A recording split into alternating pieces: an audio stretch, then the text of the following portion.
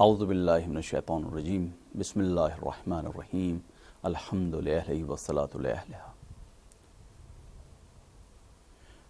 Each and every movement of Imam Hussain alayhi salatu wasalam is a lesson for us. There is a guidance for the human beings. There is a guidance for those who really want to learn.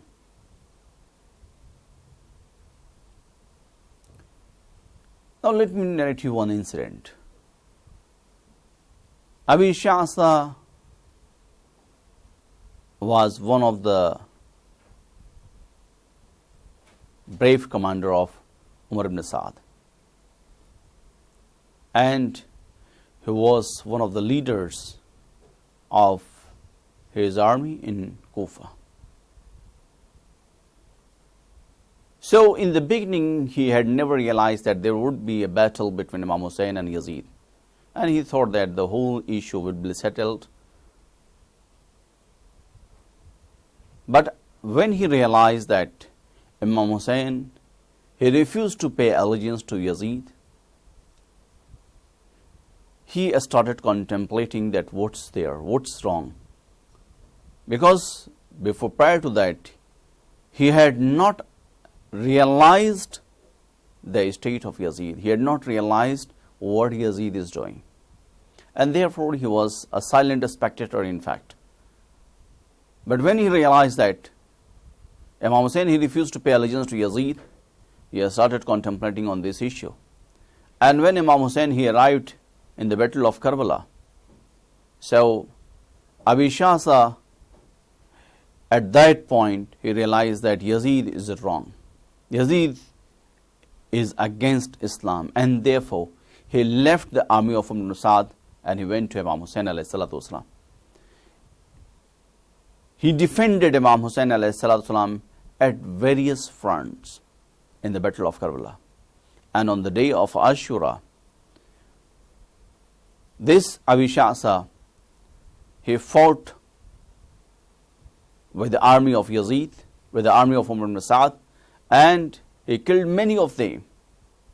And then when he realized that this is a time that he must get close to Imam Hussain, he must protect Imam Hussain, so he came next to Imam Hussain and he shot more than 100 arrows towards enemy. And Imam Hussain alayhi salatu wasalam, he was looking at Abi Shasa and he was appreciating him, he was encouraging him.